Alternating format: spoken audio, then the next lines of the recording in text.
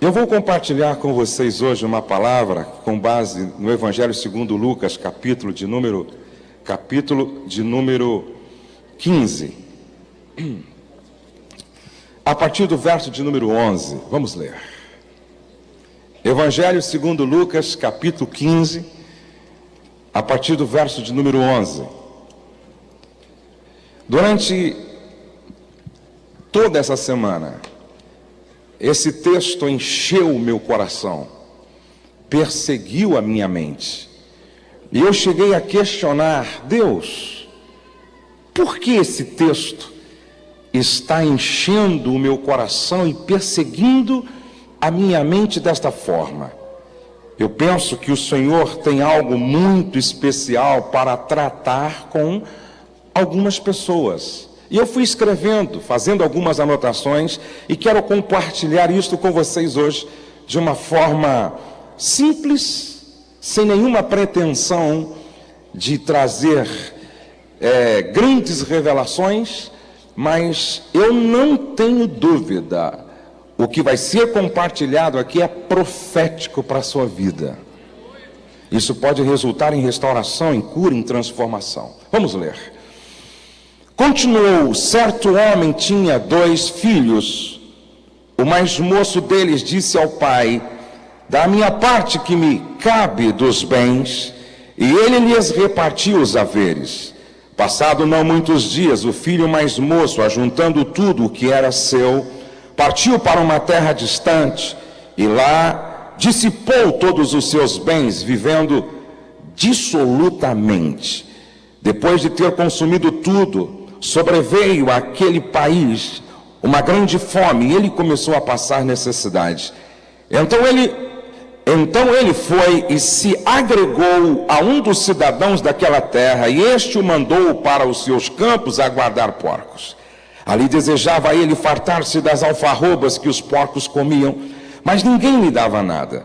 Então, caindo em si, disse: quantos trabalhadores de meu pai têm pão com fartura, e eu aqui morro de fome? Levantar-me-ei e irei ter com o meu pai, e lhe direi: pai, pequei contra o céu e diante de ti, já não sou digno de ser chamado teu filho, trata-me como um dos teus trabalhadores. E levantando-se foi para seu pai. Vinha ele ainda longe, quando seu pai o avistou, e compadecido dele, correndo, o abraçou e beijou. E o filho lhe disse: pai, pequei contra o céu e diante de ti, já não sou digno de ser chamado teu filho. O pai, porém, disse aos seus servos: trazei depressa a melhor roupa, e vestiu. Pondo-lhe um anel no dedo e sandálias nos pés, trazei também e matai um novilho cevado, comamos e regozijemo-nos, porque este meu filho estava morto e reviveu, estava perdido e foi achado, e começaram a regozijar-se. Ora, o filho mais velho estivera no campo, e quando voltava, ao aproximar-se da casa, ouviu a música e as danças. Chamou um dos criados e perguntou-lhe que era aquilo, e ele informou: veio teu irmão, e teu pai mandou matar o novilho cevado, porque o recuperou com saúde. Ele se indignou e não queria entrar. Saindo, porém, o pai procurava reconciliá-lo, mas ele respondeu a seu pai: há tantos anos te sirvo, sem jamais transgredir uma ordem tua, e nunca me deste um cabrito sequer para alegrar-me com os meus amigos. Vindo, porém, esse teu filho, que desperdiçou os teus bens com meretrizes, tu mandaste matar para ele o novilho cevado. Então lhe respondeu o pai: meu filho, tu sempre estás comigo, tudo que é meu é teu. Entretanto, era preciso que nos regozijássemos e nos alegrássemos, porque esse teu irmão estava morto e reviveu, estava perdido e foi achado. Amém.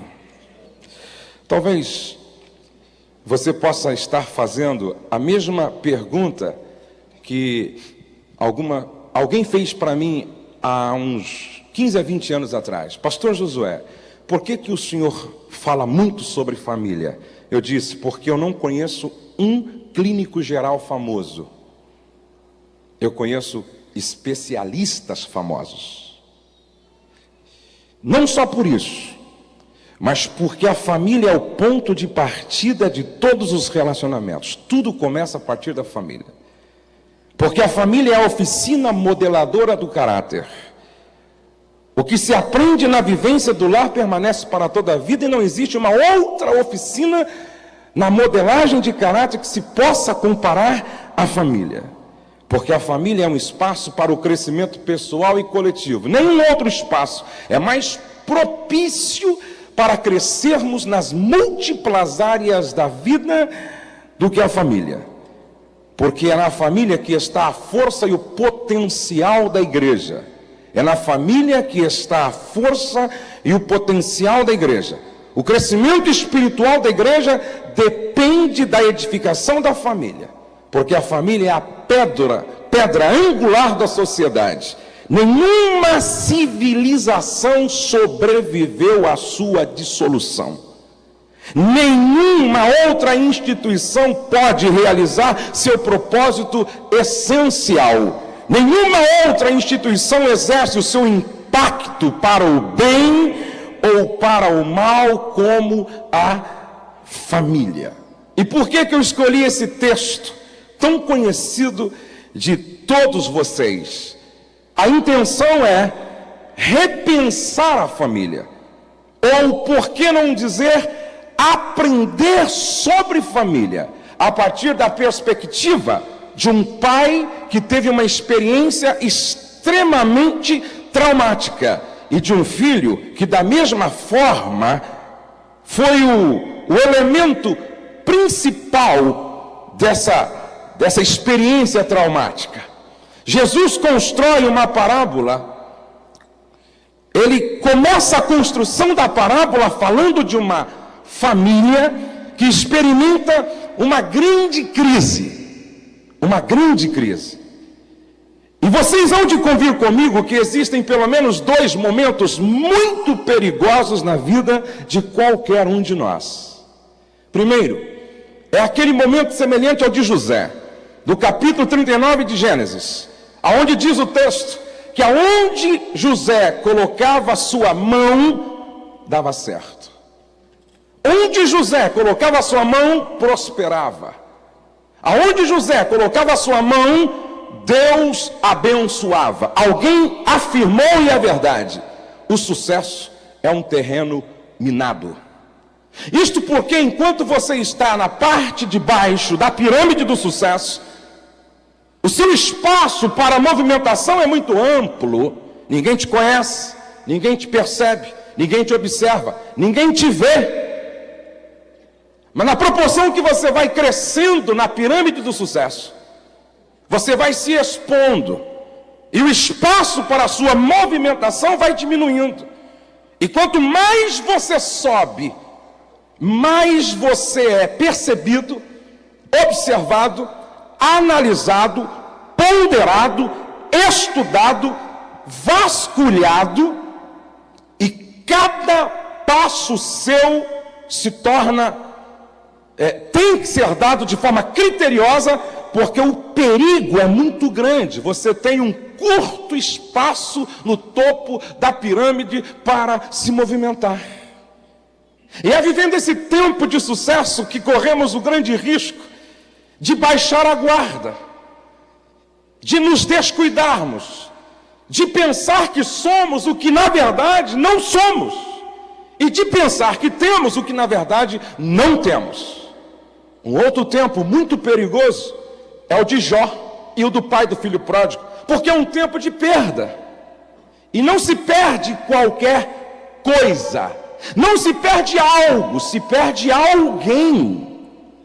Não se perde um valor material e temporal, se perde alguém de valor com implicações eternas. E o grande desafio num tempo de perda é não se perder com as perdas que vão acontecendo.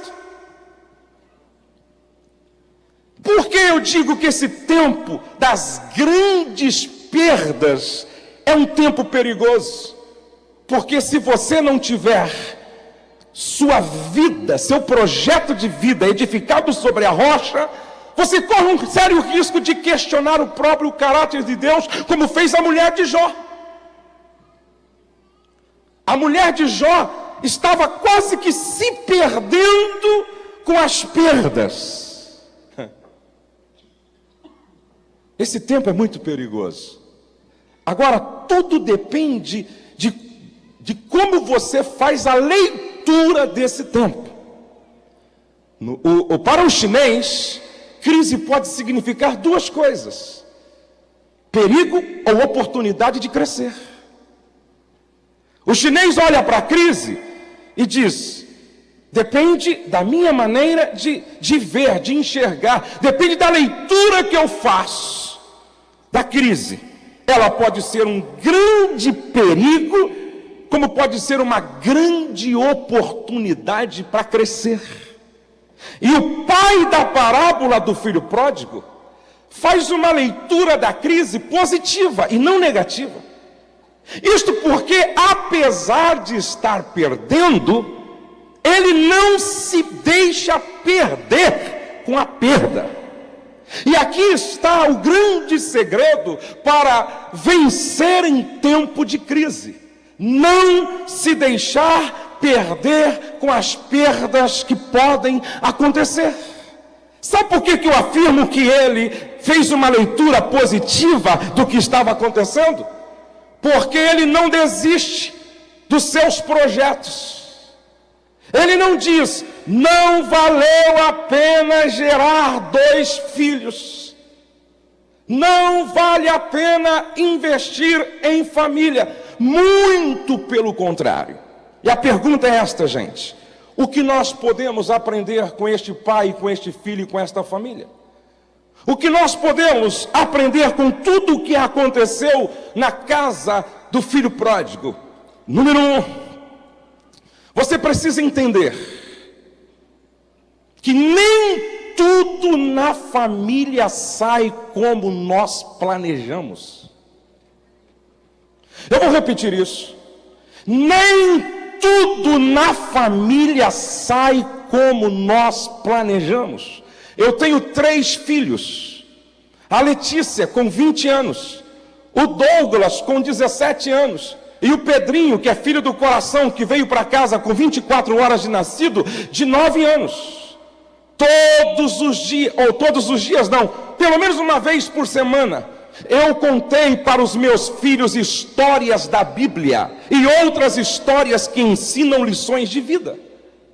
Todos os dias, um dos meus filhos oraram comigo no almoço. Quando eu estou em casa, durante toda a vida deles, pelo menos uma vez no dia, um deles orou no almoço comigo, orou no jantar comigo, orou no café comigo. Eu investi na minha filha muito em escola. Meu filho desejou ir para os Estados Unidos, fez o que desejava, que era falar inglês fluentemente, estudou um bom tempo, voltou, e hoje está fazendo faculdade de psicologia. Estou investindo no Pedrinho, porém, apesar de tudo o que eu estou fazendo, eu vivo com uma consciência: nem tudo na família sai como nós planejamos. Se você me pergunta: pastor, este filho pródigo tinha algum motivo, tinha mais motivo para se rebelar do que para ficar? Eu diria, ele tinha muito mais motivo para ficar e nunca se rebelar. Sabe por quê? Quando Jesus fala do Pai, ele está descrevendo o próprio caráter de Deus. Não bastando isto, ele tinha um campo com novilhos, ele tinha uma casa, está no texto, para onde ele voltava à tarde, ele tinha acesso a boa música, ele tinha amigos, ele tinha irmão e ele tinha muitos empregados. Agora escute, por favor: pastor, Então por que um pai faz o melhor, investe o que pode e de repente não sai como ele planejou? Sabe por quê, gente?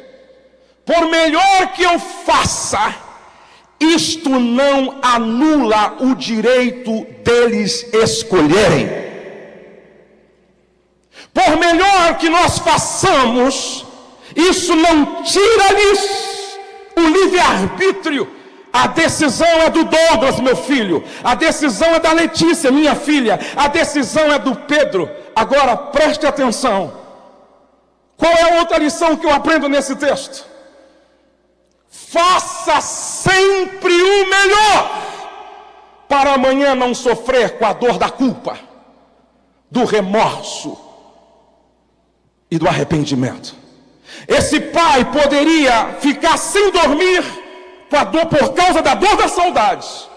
Esse pai podia ficar sem dormir por causa da dor da separação. Esse pai podia ficar sem dormir por causa da dor da perda. Mas nunca esse pai iria cair em depressão, martirizado pela dor da culpa. Por que não fiz? Por que não fiz? Por que não fiz? Por que não fiz? Não!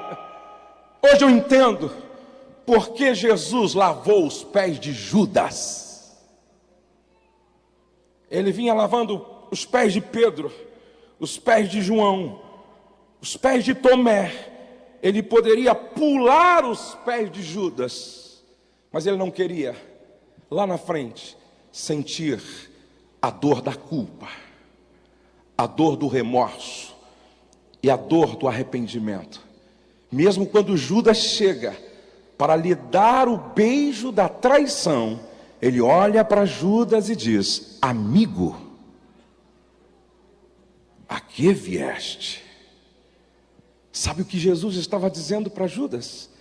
Se você desistiu de mim, eu não desisti de você.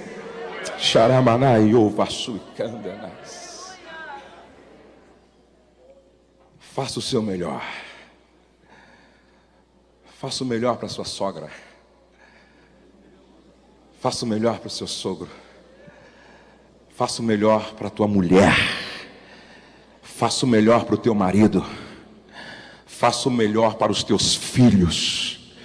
Porque amanhã mesmo que você esteja ao lado do caixão, a dor do remorso não vai te deprimir. Você vai dizer: eu fiz o melhor.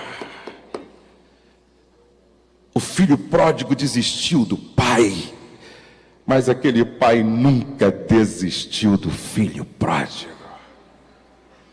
Eu estava hoje pela manhã pensando numa história que eu li, de um garoto que chegou em casa, e ele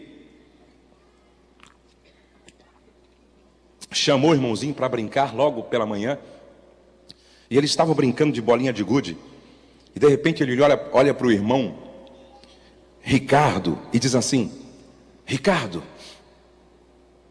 meu querido irmão, como eu te amo, eu nunca quero ficar longe de você. O Ricardo olhou assim para o irmão e disse: ficou louco? Deixa de bobagem, rapaz, para com essa palhaçada. Vamos jogar logo, vamos jogar. Ele ficou sem graça, o Júlio ficou sem graça. À tardezinha, depois de terem brincado muito, o pai chega. Essa história é verídica. O pai se chamava Jacó. O pai chega do trabalho estressado, mal-humorado, e o Júlio corre e diz: querido papai, você sabia que eu te amo muito e não quero nunca ficar longe de você? O pai estressado disse: deixa de besteira, moleque, deixa de bobagem, vá brincar, para com isso. O menino entrou no seu quarto. A mãe sente sua falta e vai em sua procura. Quando a mãe entra no quarto, ele está agachado no cantinho da parede, chorando. A mãe levanta ele, o abraça. Ele diz: mãe, você sabe que eu te amo tanto e nunca quero ficar longe de você. A mãe abraça, enxuga suas lágrimas e diz: mamãe também te ama e nós sempre vamos estar juntos. Quando eles estavam se recolhendo para dormir, a mãe Joana disse para o marido Jacó: querido, eu estou muito preocupado com o Júlio. O comportamento dele durante o dia hoje não foi normal. Ele disse: esse moleque está querendo chamar a atenção. Deita e dorme, mulher.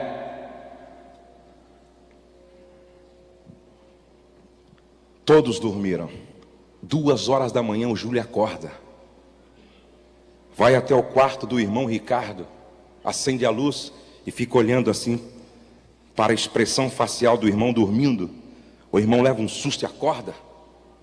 Ficou louco, meu? Você não tem o que fazer, não? Vai dormir, deixa eu dormir em paz, pô. Ele apagou a luz sem graça, saiu, foi para o quarto do pai. Acende a luz e fica olhando para o pai e a mãe dormir. Por causa da claridade, o pai acorda. Quando o pai acorda, diz: você está doente? Vai dormir, seu doente. Você não tem o que fazer, não? Vai entrar! Antes que eu te dou uns tapas. Sem graça ele apagou a luz. Foi deitar. Dormiu. No outro dia a família toda acordava pela manhã cedinho. Acordaram. Ricardo acordou. O seu Jacó acordou. Dona Joana acordou. E aí o seu Jacó, estressado, percebeu que o Júlio não acordava. Foi lá chamar gritando: você não vai levantar, não! Vai perder a hora da escola hoje. Deu uma saída, viu que não levantou, chegou no quarto, pegou o cobertor, puxou, disse: levanta, moleque! Só que ele percebe que o moleque não se move, que o menino não se mexe. E quando ele olha, o menino está pálido, com os olhos fechados. Ele coloca a mão sobre o Júlio. Júlio está morto. Ele segura na mão do Júlio e começa a gritar: Joana, Joana, o Júlio morreu. O Ricardo vem. Não é possível. Mas de repente o filho Ricardo percebe que o Júlio dormiu com um papel na mão.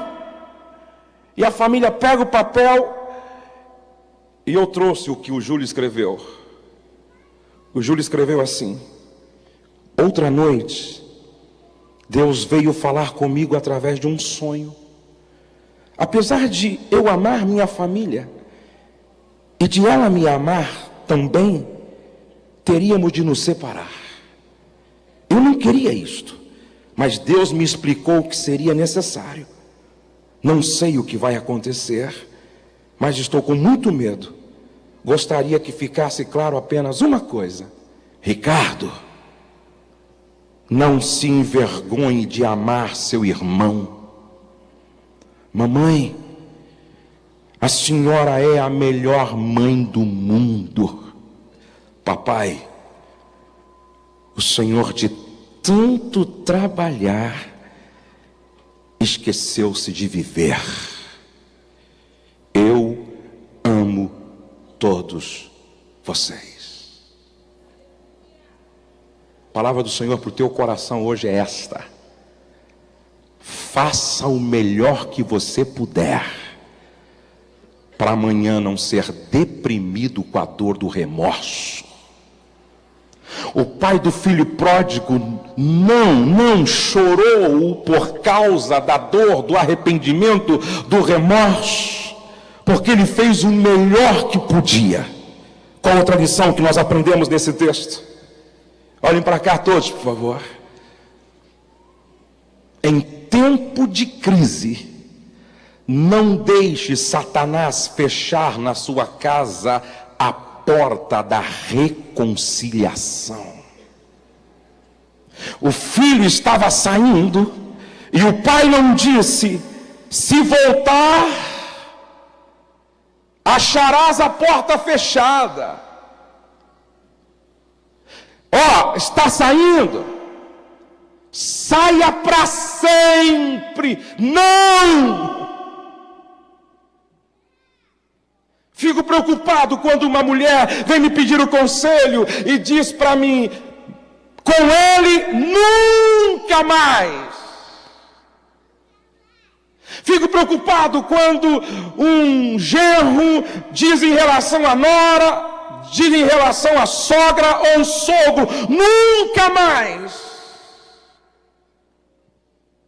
O pai não aceita que se feche a porta da reconciliação na sua casa. Sabe por quê? Porque o milagre de Deus passa por esta porta.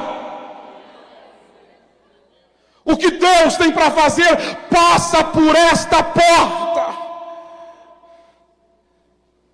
Qual é a outra lição que nós aprendemos nesse texto? O que é que o pai do filho pródigo diria a nós com essa experiência que ele teve?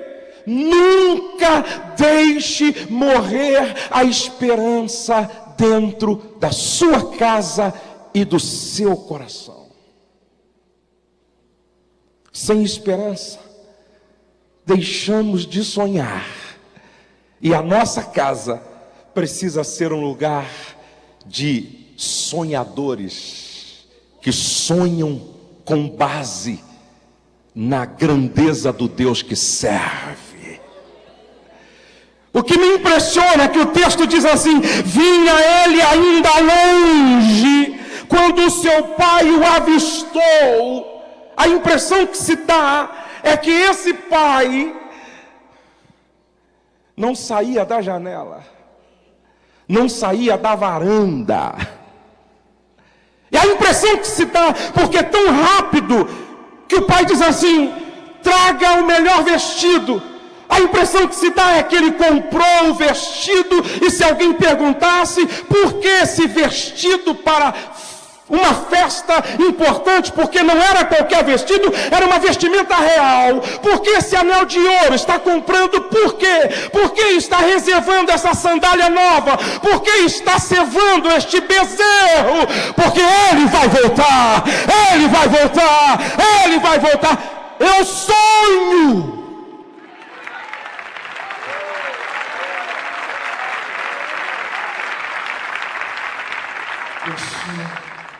Deus te trouxe aqui para ressuscitar alguns sonhos que já morreram dentro de você. Minha irmã, já fazem 3 anos que o seu marido foi embora. Por que não troca a cama de casal por uma de solteiro? Porque ele vai voltar. Por que esse vestido novo? Eu sonho, eu tenho esperança. Por que esse anel de ouro? Eu sonho, eu tenho esperança. Por que está cevando esse bezerro? Eu sonho. Será que Deus não te trouxe aqui para dizer: comece a preparar a festa da celebração da grande vitória? Comece a preparar o ambiente para aquilo que eu vou fazer. Se você deixa de sonhar, você perde a própria razão de existir e de viver. Você só chega até onde os teus sonhos chegam. Os nossos sonhos são a matéria-prima das realizações. Se morre a esperança, eu deixo de sonhar. Por pior que seja o teu momento, assim diz o Senhor: continue sonhando, continue sonhando, continue sonhando. Deus pode fazer além do que você pede ou imagina. Deus pode fazer mais. Sonha! Só os que sonham compram um vestido para a celebração da vitória. Só os que sonham servam o bezerro para o grande churrasco da vitória. Só os que sonham compram um anel de ouro e diz: vou devolver a ele uma posição de autoridade. Só os que sonham começam a fazer o convite para os amigos antecipadamente. Só os que sonham preparam o ambiente para a grande festa da vitória. Deus está dizendo para você que parou de sonhar, volte a sonhar, porque a sua história não vai terminar em tragédia, vai terminar com danças de alegria, cânticos de vitória e de celebração. Se você crê nisso, aplauda ao Senhor, porque é Ele quem ministra isso ao seu coração hoje.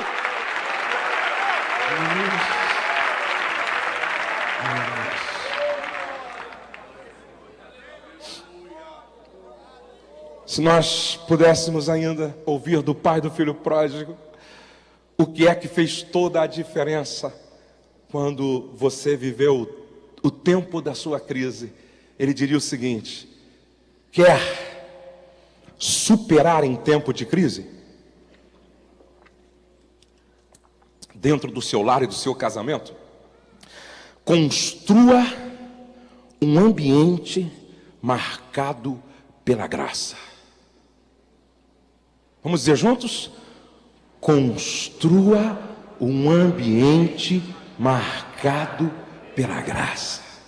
Pastor Silmar Coelho, do início ao fim da parábola, todas as ações do Pai foram manifestações de graça. Ei, você sabe o que é um filho pedir a herança para o pai antes da morte?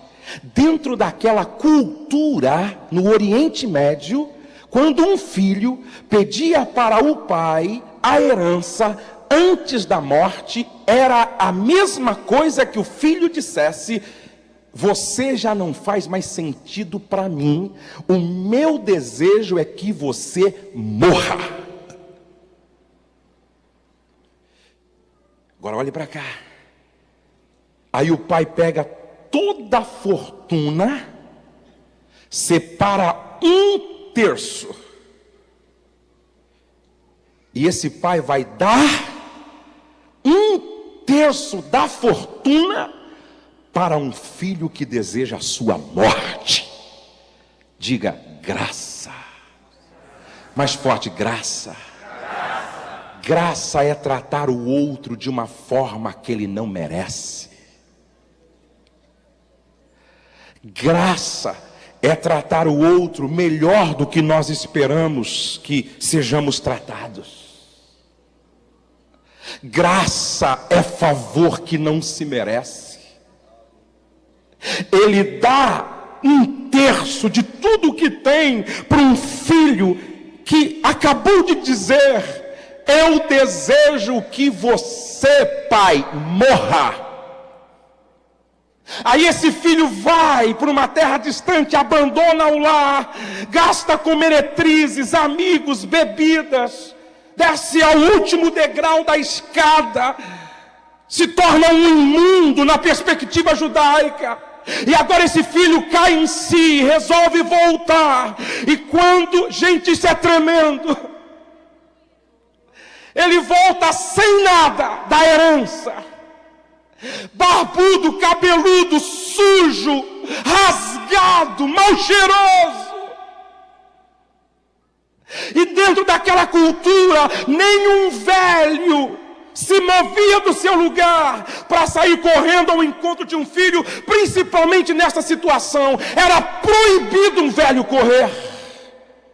E o texto diz que quando o velho enxerga o filho ao longe, ele diz: você saiu sozinho, mas eu não vou deixar você chegar em casa sozinho. Eu vou ao teu encontro para voltar com você. E quando ele chega, ele não fecha o nariz dizendo: vai tomar banho, você está mal cheiroso. Ele não diz: cadê o dinheiro que eu te entreguei? Ele não diz: para o quartinho dos fundos. Bem Não te disse que era isso que ia acontecer? Não! Diz o texto que esse pai pula no pescoço do filho, dá um beijo dizendo, não precisa terminar a frase, está perdoado. Diga graça, mais forte, graça. Diz que ele dá um abraço dizendo, bem-vindo. Diga graça. Pega um vestido novo, vestimenta real, cobre a vergonha com honra. Diga graça. Traga o anel de ouro que eu comprei, coloca no dedo dele. Filho aqui tem autoridade. Diga graça. Traga alparcas, ponha nos pés. Quem anda descalço aqui são os serviçais. Filho aqui anda calçado. Diga graça. Mata o bezerro cevado. Há motivo aqui para festejar e celebrar. Diga graça. Convide os amigos. Diga graça. Aí tem um que não quer entrar, com mau humor crônico. Não foi embora, mas estava perdido dentro de casa. Aí ele sai lá fora. Isso também na cultura judaica, família patriarcal, isso era... Gente, isso não acontecia de jeito nenhum. Um pai sair da festa para cuidar do filho com bencinho lá fora, bicudo. O pai põe a mão no ombro do filho e ouve toda aquela bobageira, para dizer depois, vamos entrar, filho, esse teu irmão estava perdido e foi achado, estava morto e reviveu, vamos entrar. Diga graça. Mais forte, graça. Mais forte, graça. Será que não é isso que está faltando na sua casa? O que acontece quando falta graça em casa? O que acontece quando falta graça em casa? Antes que o filho peça a herança, com o desejo de sair, não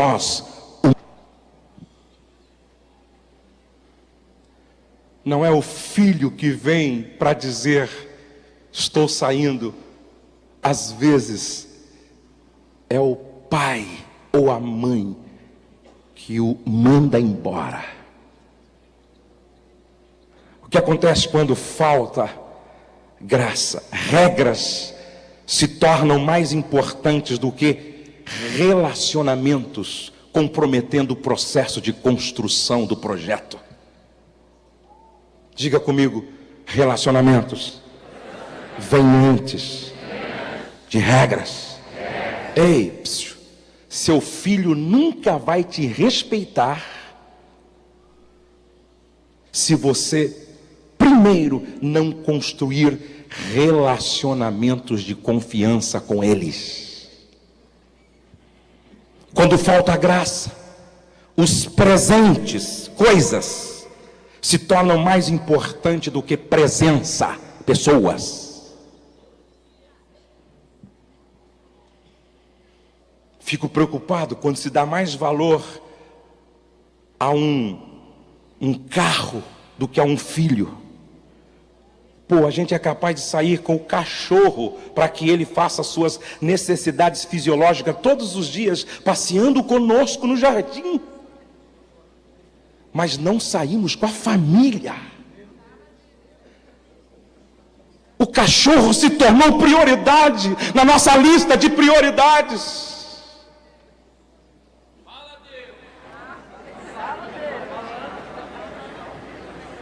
Quando falta graça, a gente inverte a ordem de prioridades. E aí começamos a tentar a comprar os filhos dando coisa. Aí o pai tenta suprir sua ausência, enchendo os filhos de coisas, computador, internet rápida, Game Boy, PlayStation 1, PlayStation 2, Autorama, e o buraco no coração dos filhos continua, porque nada substitui a presença.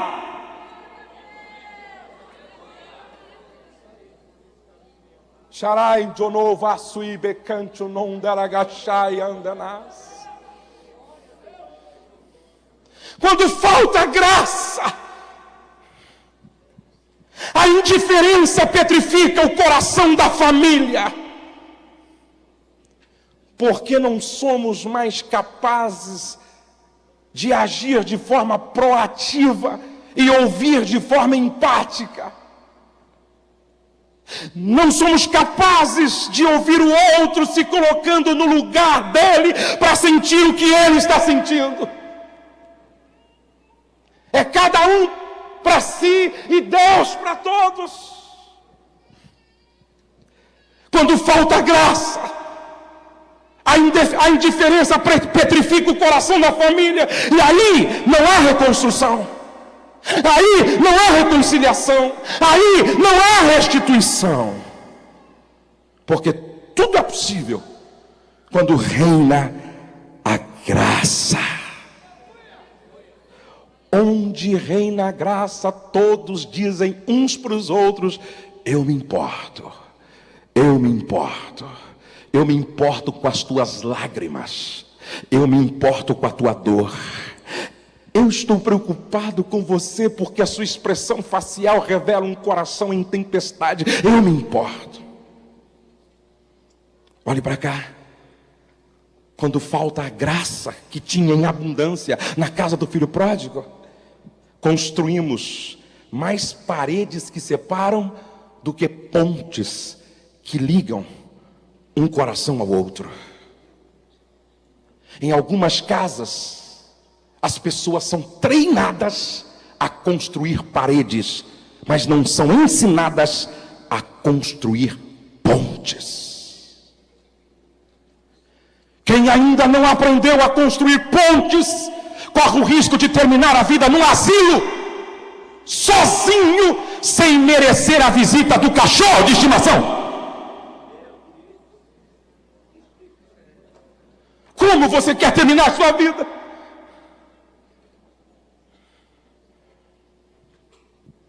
Quando falta a graça, não há flexibilidade, e toda estrutura rígida quebra com facilidade. Ei, você não entendeu ainda porque Jesus veio cheio de graça e de verdade? Você não entendeu? Toda estrutura levantada só com a verdade é rígida e quebra com facilidade. É a graça que dá a flexibilidade e não deixa o prédio cair, e não deixa a ponte quebrar, e não deixa a árvore quebrar. Sabe quais são as árvores que quando vem a tempestade, elas não se quebram? Pelo contrário, quando termina a tempestade, elas estão eretas mais forte do que antes. São as árvores flexíveis, elas beijam o chão, mas quando passa a tempestade, elas voltam para o seu lugar. Deus quer te dar graça nesta manhã. Deus quer te dar graça nesta manhã. Deus quer te dar graça nesta manhã. Sua vida familiar não pode ser quebrada.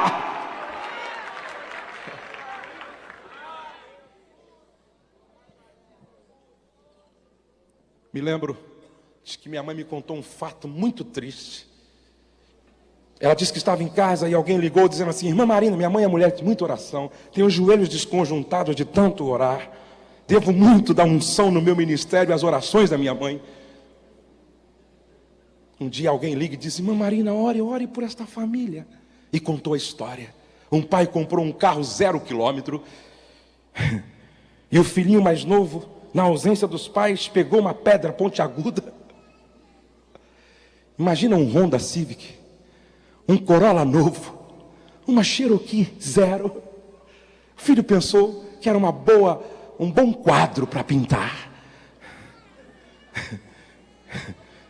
E o filho começou, faz um quadrado, faz um redondo, faz uma seta.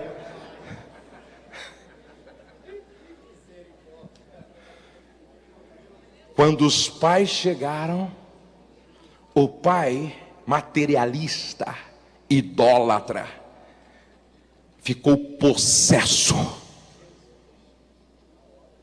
Pegou o menino. A mãe segurava e o pai batia nas mãos do menino. A mãe ficou louca, possessa.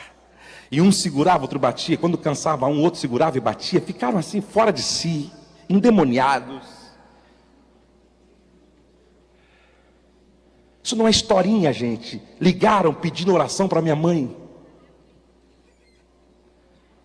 Deformaram a mão da criança de tanto bater.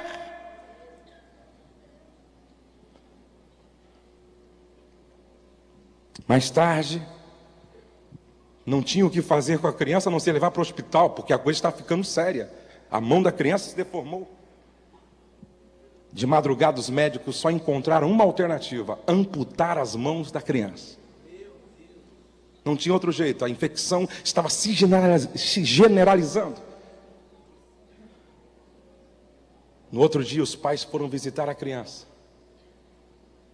E quando entraram no quarto, que viram a criança estava acordada, levantou os 2 toquinhos e disse assim: papai e mamãe, eu não risco mais o carro de vocês. O pai sai correndo, pega um revólver calibre 38, dá um tiro na cabeça, e a mãe foi parar num hospital de loucos, porque enlouqueceu. O que faltou naquela casa?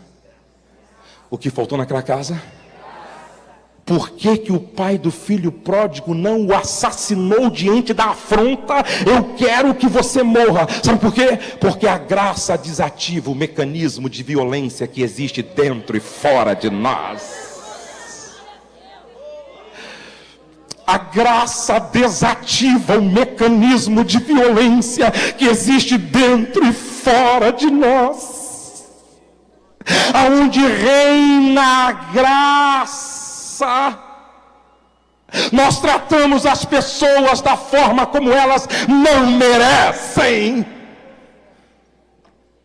Onde reina a graça, nós tratamos o outro melhor do que esperamos ser tratados. Coloque a mão no ombro de 2 pessoas próximas. Sabe o que Deus falou comigo quando eu estava estudando esse texto? Diga ao meu povo que eu vou encher a casa deles da minha graça e vou marcá-los para sempre. Eu quero que você tire 2 minutos para dizer para o teu irmão ao lado: Senhor, enche a casa dele de graça, enche a casa dela de graça, enche a casa dele de graça, enche a casa dela de graça. O Senhor está enchendo o teu lar de graça, o Senhor está enchendo o seu lar de graça, o Senhor está enchendo o seu lar de graça, o Senhor está enchendo o seu lar de graça, o Senhor está enchendo o seu lar de graça. Arainte no vassui, lebadai o vassui candelai, dorabashui cadai onde no labagás. Graça.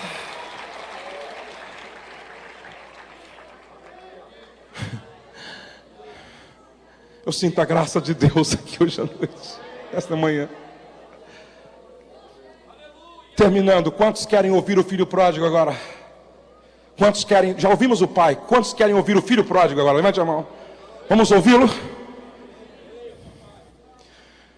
O que você tem a nos dizer depois dessa experiência, rapaz?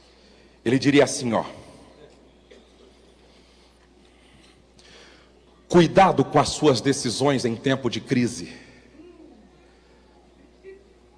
Porque se você decidir errado, o seu fim vai ser entre os porcos. Você está em crise no teu ministério?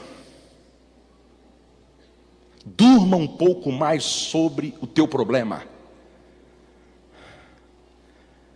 Tenha amigos conselheiros. Não se precipite. Uma decisão errada tomada em tempo de crise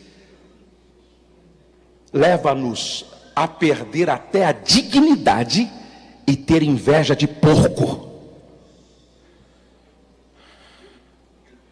Você já imaginou você descer tanto ao ponto de ter inveja de porco comendo lavagem? E para ele ninguém dava nada? Meu irmão, olhe para aqueles que não conseguiram aprender com erros dos outros. Há ministros que desceram tanto, que têm inveja de porcos. Segundo o conselho do filho pródigo, saiba sair. Porque eu saí na hora errada, da forma errada, me envolvi com as pessoas erradas e fui parar no lugar errado. Todo filho um dia tem que sair. Todo filho. Diga comigo, casamento é permanente. Filhos são temporários. Sabia que a sua casa é um grande hotel? E os filhos são hóspedes? E exigentes ainda? Roupa lavada, passada, comida na hora certa. Internet, banda larga.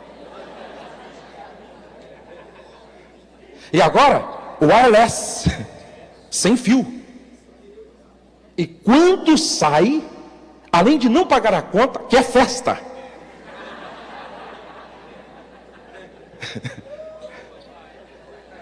Filhos são casamento é permanente. Se você está com seu esposo, se você está com a sua esposa, a esposa deve dizer para o marido: cuide bem de mim, porque no final da linha, quem fica sou eu.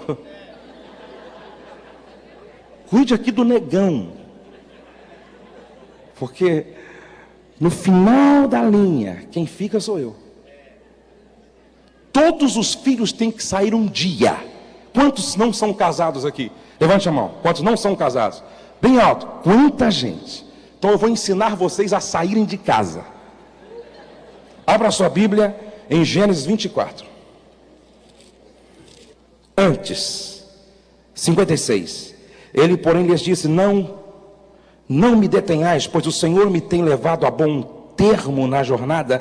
Permite que eu volte ao meu Senhor. Disseram: chamemos a moça e ouçamo-la pessoalmente. Chamaram, pois, a Rebeca e lhe perguntaram: queres ir com este homem? Ela respondeu: irei. Então despediram a Rebeca, sua irmã, e a sua ama, e ao servo de Abraão e a seus homens, abençoaram a Rebeca.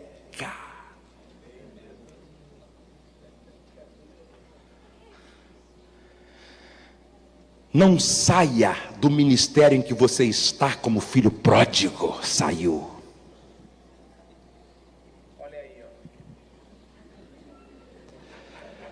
Não saia da igreja em que você pertence como filho pródigo saiu. Não saia, moça, rapaz, da sua casa como filho pródigo saiu. Você corre o risco de comer lavagem junto com aquele cara, ou junto com aquela menina. E eu fico muito preocupado, porque às vezes os rapazes não levam a sério o que é dito por um homem experiente, por um conselheiro. Teve um rapaz que disse ao pastor, quando o pastor disse: essa moça vai te dar trabalho. Ele respondeu para o pastor: mas eu gosto daquela capetinha, pastor.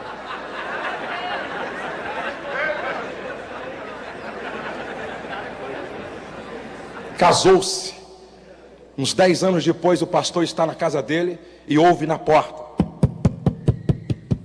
Ele sai, quando ele sai, um esmoler barbudo, cabeludo, com a calça assim, só com a metade, descalço, e um pé envolvido com um saco plástico e uma faixa. Só tem aí um copo d'água, um prato de comida. O pastor, quando olhou, disse: rapaz, você é aquele moço para o qual eu disse, não se case com ela, porque Deus tem algo melhor para a tua vida. Diz que o moço gritou: pastor, eu casei com aquela mulher e caí dentro do inferno e saiu pedindo esmola. Quem tem ouvido, ouça o que o Espírito diz à igreja. Saiba sair. Número 3. Número 3. Estou terminando.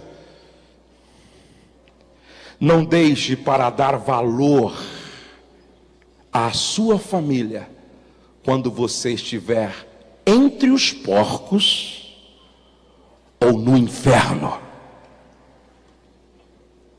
Porque o rico da parábola só lembrou que os irmãos eram importantes quando estava no inferno. Pai Abraão, manda alguém na minha casa. O filho pródigo diria: eu só dei valor ao meu pai quando eu fui parar no último degrau da escada, quando não tinha mais como descer além da onde eu já tinha descido. Ali então eu me lembrei de que o meu pai era importante. Será que Deus não te trouxe aqui para colocar isso dentro do seu coração?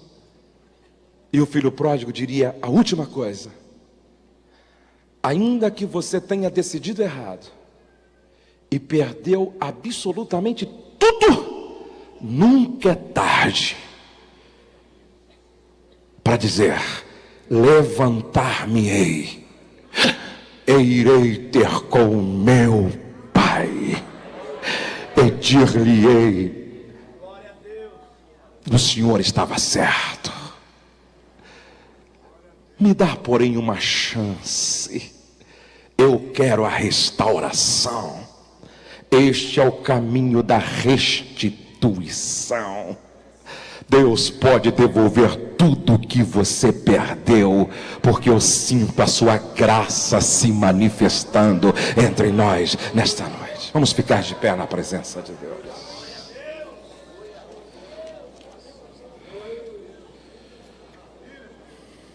Todos de pé, por favor. Aquela família se desviou da igreja. Se desviou da igreja. O pastor foi visitá-la. Quando o pastor bateu na porta, a mulher gritou lá da janelinha: eu sei o endereço da igreja. Quando eu quiser, eu volto. O pastor foi 3, 4, na última vez, o pastor chegou em casa e orou: Deus, diz isso.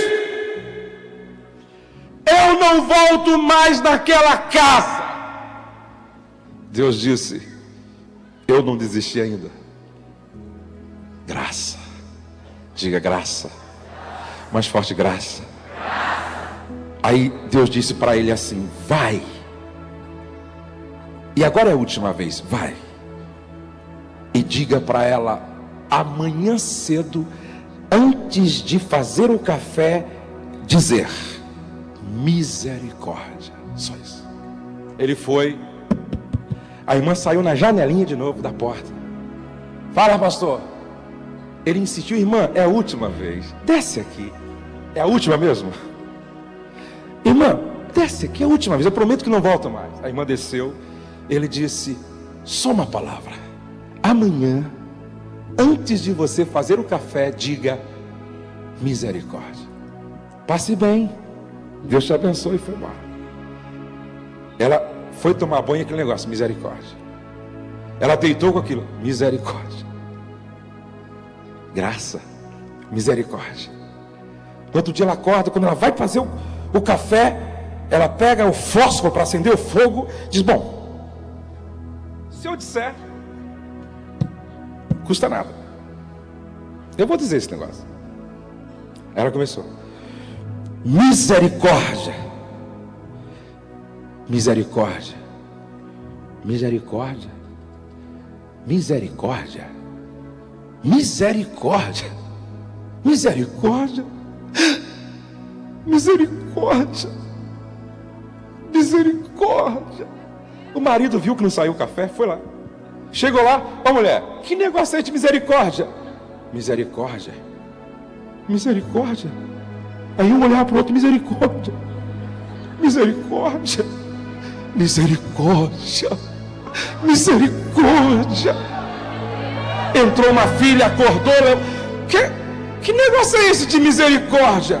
Misericórdia, misericórdia. Agora era 3: misericórdia, misericórdia, misericórdia, misericórdia, misericórdia. Entrou uma outra filha: misericórdia, misericórdia, misericórdia. Agora era 4: misericórdia, chorando e dizendo: misericórdia, misericórdia. Entrou o último filho: ei, vocês ficaram loucos com esse negócio de misericórdia?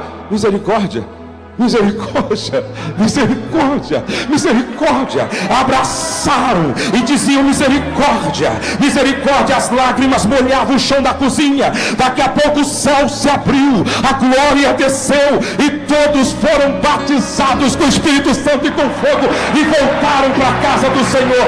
A graça de Deus voltou naquela casa.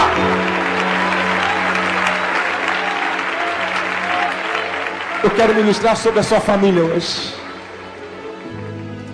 Você quer que na sua casa a porta da reconciliação esteja aberta sempre?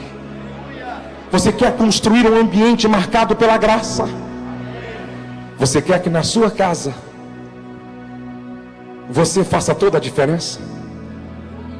Preste atenção: o principal personagem da parábola não é o filho pródigo, não é o mais velho. O que fez toda a diferença naquela casa foi o pai. Sabe o que o Senhor está dizendo para você? Eu quero te levantar como agente de transformação da sua família. A partir de você, a história da sua família pode ser outra. Se você quer isso, saia do seu lugar, vem aqui na frente. Eu quero ministrar sobre a sua vida hoje.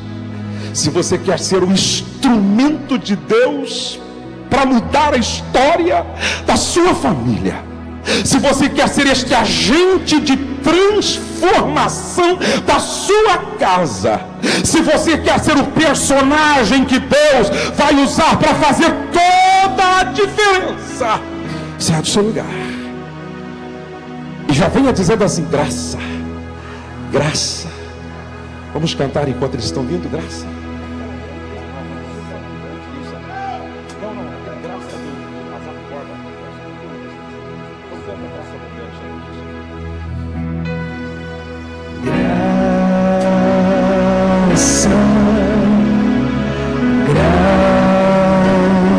Graça,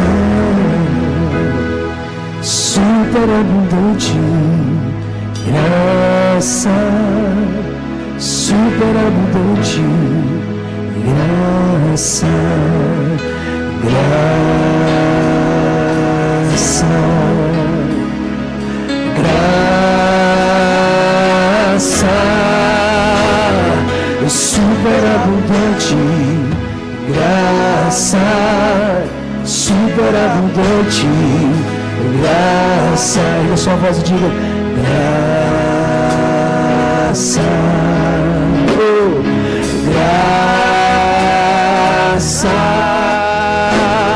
superabundante, graça, superabundante, graça, graça.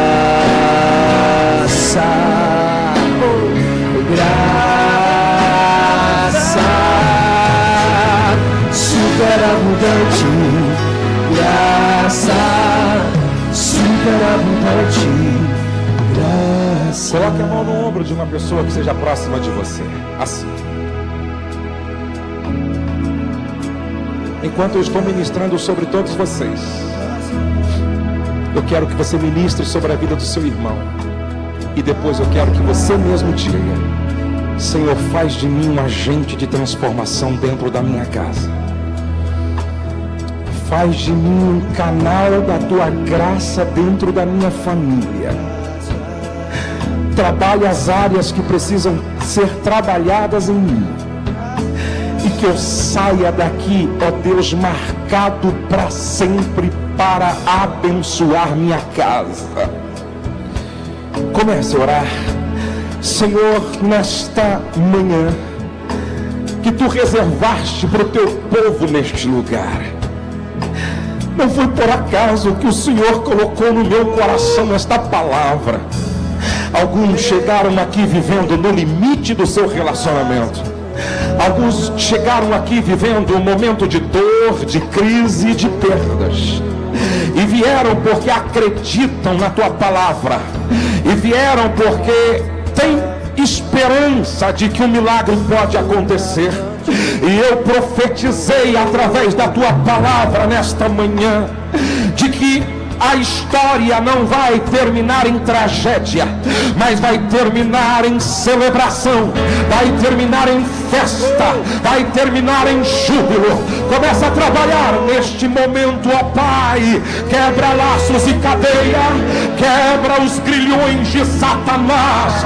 Em nome de Jesus Cristo, eu me levanto contra potestades e principados que operam, que atuam em muitas famílias. Caiam por terra agora em nome de Jesus. Caiam por terra agora em nome de Jesus. Toda a fortaleza do ódio, toda a fortaleza do sentimento de vingança, toda a fortaleza da prostituição e do adultério, todo o espírito de conflitos e guerras familiares, caia por terra agora em nome de Jesus, em nome de Jesus, em nome de Jesus, em nome de Jesus, em nome de Jesus.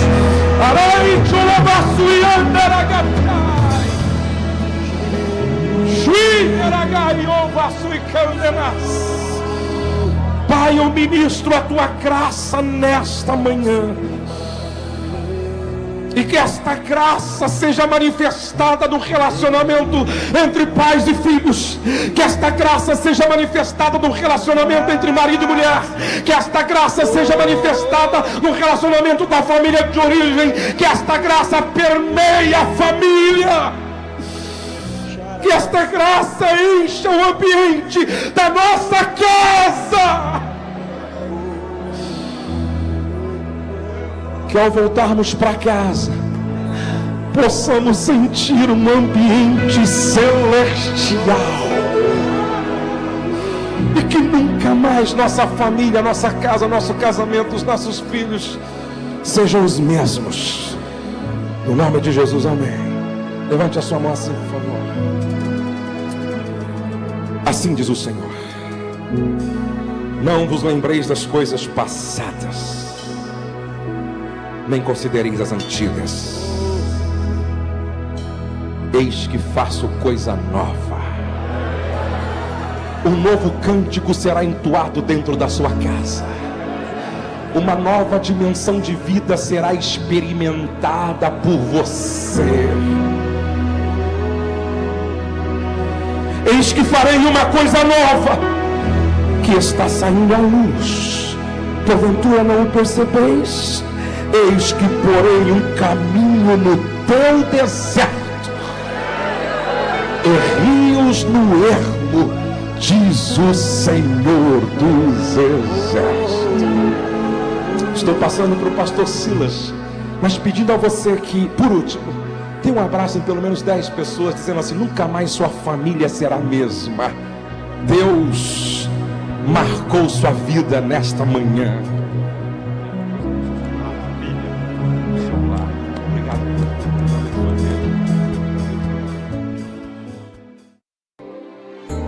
Você ouviu Pastor Josué Gonçalves.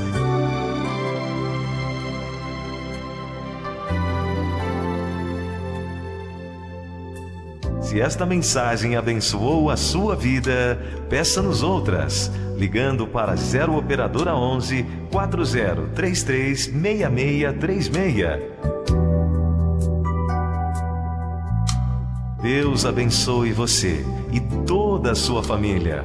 Não se esqueça, nenhum sucesso justifica o fracasso de uma família. Projeto Família Debaixo da Graça.